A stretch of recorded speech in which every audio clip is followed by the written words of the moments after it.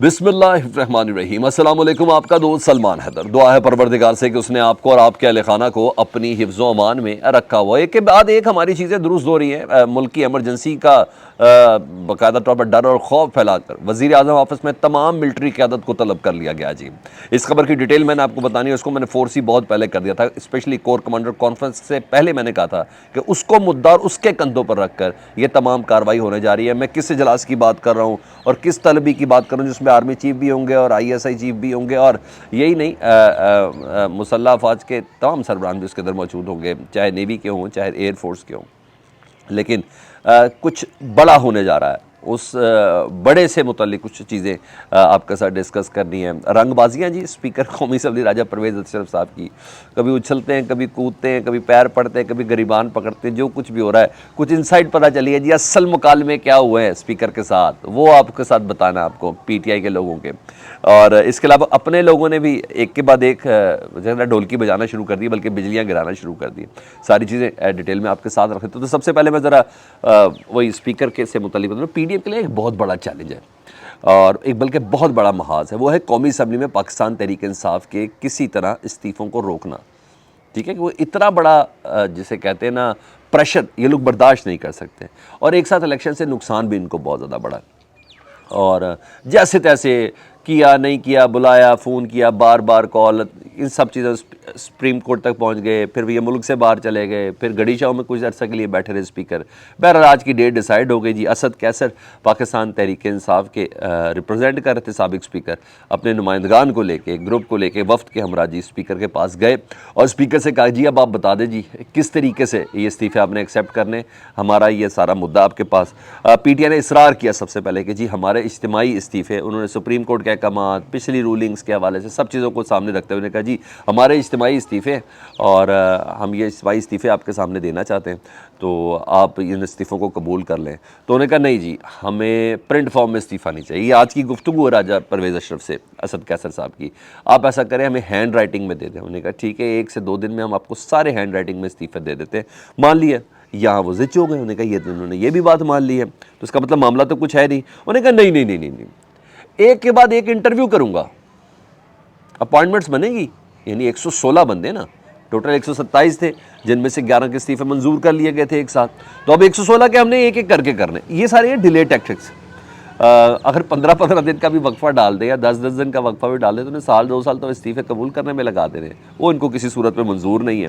اور PDM اس position میں نہیں ہے کہ ہر حلقے میں عمران خان کھڑا ہو اور پھر ان کا مقابلہ کرے۔ تو PDM نے بھی اس سلسلے میں خیر دوسرا پوائنٹ سوچا ہے کہ ہم کھڑے ہی نہیں ہوں گے عمران خان صاحب کے مقابلے میں، کہ بھائی ایسی نشست پہ کھڑے ہونے کا کیا فائدہ کہ اس بندے نے پارلیمنٹ میں نہیں آنا، صرف ہمیں ذلیل و خوار کرنے کے لیے، پاکستان اور پوری دنیا کو بتانے کے لیے کہ میری مقبولیت کیا ہے، میرا بیانیہ کس حد تک چل رہا ہے، میں 2/3 میجورٹی کا کلین سویپ کے پلان میں ہوں، اس لیے میں ہر حلقے میں خود کھڑا ہوں۔ انہیں پتہ ہے عمران خان نے جیت تو جانا ہے، تو انہوں نے ایک علیحدہ سے ایک سرٹن پلان ضرور بنایا ہوا، لیکن بہرحال ان استعفوں کو قبول نہ کرنا ہی PDM کی عافیت ہے۔ اور دوسرے پیرا پہ کچھ اور کام بھی ہو رہے ہیں، وہ تو خیر ڈیفینیٹلی میں بھی آگے چل کے آپ کو بتاتا ہوں۔ اور PTI اس سلسلے میں کہہ رہی ہے اور بالکل لاجک کہہ رہی ہے، انہوں نے کہا 11 استعفے جو اس سے پہلے آپ نے ہمارے منظور کیا جس میں عمران خان صاحب کھڑے ہوئے تھے، تو کیا وہ اپنے انٹرویو لے کے منظور کیے تھے؟ کیا ہر شخص کا استعفیٰ جو تھا 11 استعفوں کا کیا وہ ہینڈ رائٹنگ میں تھا؟ کیا ہر شخص کو ان 11 استعفوں کو کیا آپ نے اپنے چیمبر میں بلایا تھا؟ آپ نے ایسا کچھ بھی نہیں کیا تھا۔ اسپیکر پکڑے گئے اس پہ، اور جب وہ پکڑے گئے نا تو پھر انہوں نے ترلے کرنا شروع کر دیا۔ یہ بھی میں آپ کو کنفرم کر رہا ہوں، راجہ پرویز صاحب نے ترلے کیے۔ 2 دن پہلے بلاول صاحب دھمکیاں دے رہے تھے کہ میں نہیں چاہتا آپ کی بہن آئے، میں نہیں چاہتا آپ کی بیوی آئے، آپ کو خاتون اول جیل میں ملنے کے لیے آئے، آپ اسمبلی کے اندر آئی، یوں دھمکیاں دے رہے تھے۔ آج انہی کے اسپیکر ہیں نا راجہ پرویز اشرف، وہ باقاعدہ طور پر انہوں نے پیر پڑھ لیے، انہوں نے کہا نہیں جی مسئلہ کل پارلیمنٹ ہے، پلیز آپ سے درخواست کرتا ہوں کہ آپ پارلیمنٹ میں آ جائیں، اور میں اس چیز کی گارنٹی دیتا ہوں آپ کو کہ آپ لوگوں کے جو مسائل ہیں پارلیمنٹ میں آئیں گے، ہم اس کو ڈیبیٹ کریں گے اور اس پہ تمام چیزوں کا حل پارلیمنٹ ہی نکلے گا۔ تو یہ تمام چیزیں تو خیر وہ اپنی جگہ چل رہی تھی، لیکن میں نے کہا تھا کچھ اپنے لوگ بھی ڈولکی بجا رہے ہیں۔ تو سلیم صافی صاحب انہوں نے ٹویٹ کیا، آج کل بڑے تگڑے ٹویٹ کر رہے ہیں، سرٹن معاملات کو اڈاپٹ کر کے چلتے ہیں۔ میں نے بولا بڑے حساس آدمی ہیں سلیم صافی صاحب، اور مجھے جب آپ فیڈ بیک میں بتاتے رہے تو مجھے زیادہ مزہ آتا ہے، وہ میں دیکھ بھی رہا تھا اور بڑا انجوائے کر رہا ہوتا ہوں میں اس کو۔ اچھا اب بہت عقل مند ہیں، میرا ویور میرے سے بہت زیادہ عقل مند ہے جی، یہ تو بڑی طے بات ہے. میں شاید کچھ اشارے مجھے بھی سمجھ نہیں آ رہے ہوتے، وہ آپ لوگ دے دیتے تو زبردست مزہ آ جاتا جی. انہیں تنقید کی، انہوں نے کہا جس طرح قاسم سوری صاحب جعلی ڈپٹی اسپیکر تھے اور پتہ نہیں کہ مرشد کے کہنے پہ چل رہے تھے نا، انہیں کہا راجہ پرویز اشرف صاحب بھی یہی زیادتی کر رہے ہیں، اور یہ بلاول کے زرداری صاحب کے کہنے پہ چل رہے ہیں، یہی زیادتی کر رہے ہیں. 11 استعفوں کی تصدیق وہ پہلے کر چکے، اور پی ٹی آئی کے اراکین کی استعفوں کی تصدیق نہ کر کے. تو یہ اپنے لوگ ہیں جو لائن سے ہٹ کے بات کر رہے ہیں. ٹھیک ہے جی. اور یہ کوئی بیانیہ ہے جو ڈیولپ کرنے کی کوشش کریں اپنے لوگوں میں. ذرا میں تھوڑا سا اور بھی ذرا بتا دوں، پھر آگے دوسری خبریں میں لے جاتا ہوں نا. چند صحافیوں کے ذریعے بھی بیانیہ بنایا جا رہا ہے. میں نے آپ کو غریدہ فاروقی بھی بتا دیا، میں نے آپ کو سلیم صافی صاحب بھی بتا دیا. حامد میر صاحب نے آج کتنی زبردست بات کی ہے جی، اسی کے ساتھ جوڑتا ہوں. دماغ سازی کر رہے ہیں نا، دراصل معاملہ سازی کر رہے ہیں، سینیریو بنانے کی کوشش کر رہے ہیں، ٹیزر چھوڑنے کی کوشش کر رہے ہیں. حامد میر صاحب نے ٹیزر دیا ہے کہ میں نے خود اپنے کانوں سے سنا اور آنکھوں سے دیکھا ہے کہ بہت سی حکومتی شخصیات الیکشن 2024 میں کرانا چاہتی ہیں، 2023 میں بھی نہیں، یعنی مقررہ مدت میں بھی نہیں. یہ ذہن سازی ہوتی ہے، یہ ٹیزر ہوتا ہے جی. ٹھیک ہے جی. اور مطلب وہ بتانا چاہ رہے ہیں کہ الیکشن دیر سے ہوں گے. ٹھیک ہے، ذرا میں یہ ٹیزر چھوڑ دوں. اور یہ میں بتا دوں، کور کمانڈر کانفرنس کو بنیاد بنا کے نا انہوں نے بہت کچھ کرنا ہے.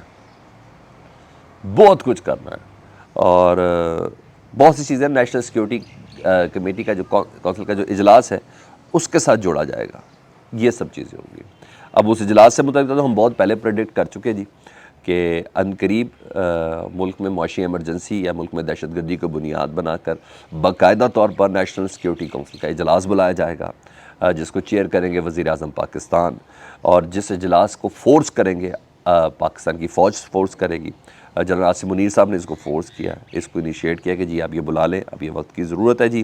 اور اب اس قومی سلامتی کمیٹی کے اجلاس کے کندھے پر رکھ کرنا بہت سے فیصلے ہونے ہیں.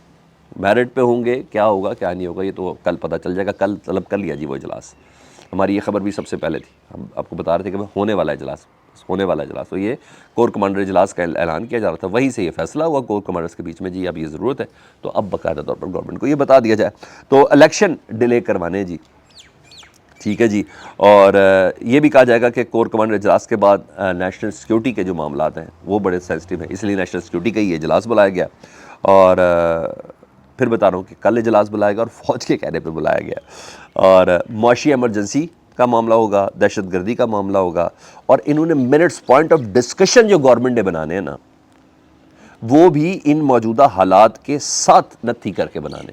یہ بات آپ نے بڑی غور سے سننی اور اس ذہن کے اندر نشین کر لیں. موجودہ حالات کے ساتھ جس طرح این آر او لیا ہے نا، سارے نیب کی جو قوانین میں تبدیلی کی ہے نا، وہ اپنے کیسز کو بنا کے کیا نا کہ زرداری اس میں پھنس رہے، اوکے یہ ترمیم کر دو.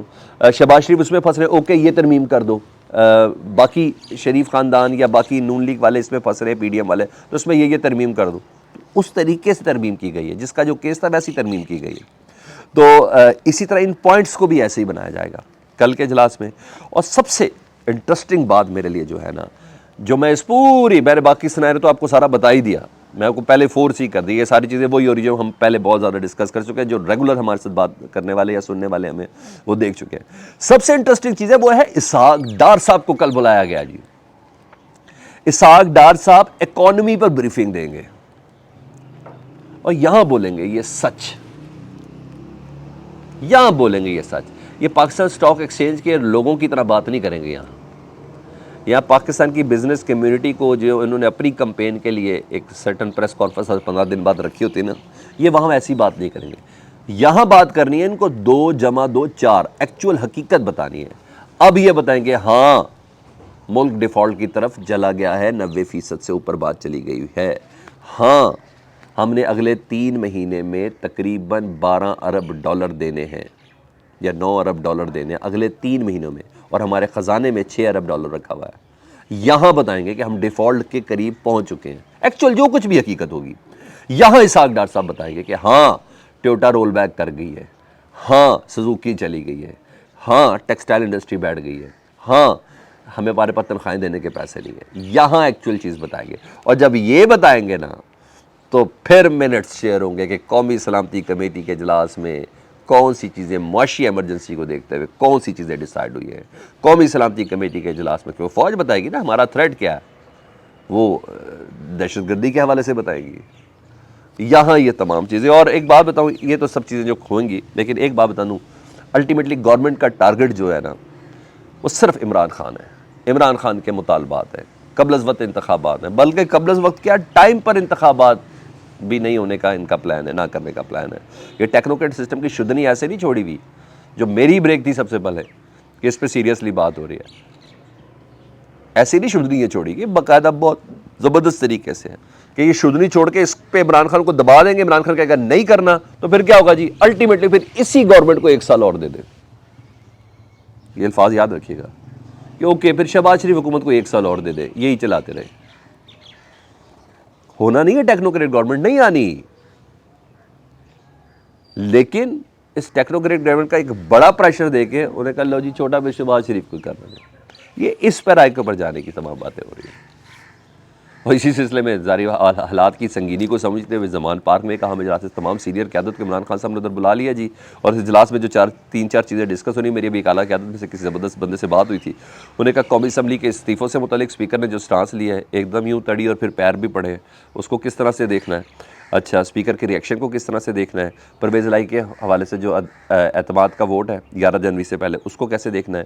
معیشت پر ڈیفینیٹلی کچھ ٹیم کے کچھ پوائنٹس ہیں وہ ذرا دیکھنے ہیں. نیشنل سیکورٹی کمیٹی کا جو اجلاس کل بلا لیا گیا اور اس کے اوپر چیزیں زیر غور ہیں. یہ اپڈیٹس تھی, فیڈ بیک سے متعلق ضرور آگاہ کیجیے گا, اور ہاں اس موسم کو بھی خوب انجوائے کیجیے گا. بہت ہی زبردست موسم ہے. جن کے یہاں بارش نہیں ہوئی ان کو تو, اور اب ہو گئی ہے, ان کو بہت بہت مبارکباد, کیونکہ میں لاہور میں بیٹھا ہوں اور لاہور میں ہم ترس رہے تھے اس بارش کو کہ موسم ایسا ہو جاتا کہ یہ پولوشن وغیرہ, یہ اسموک وغیرہ ختم ہو جائے. اس موسم کو بھی انجوائے کریں, ملکی حالات میں ضرور نظر رکھیں. پروردگار انشاءاللہ سب خیر اور سب بہتر ہی کرے گا. پکوڑے اور آلو والے پراٹھے, یس, یہ ضرور کھائیں. اپنا بہت زیادہ خیال رکھیں. اللہم صلی علی محمد و آل محمد.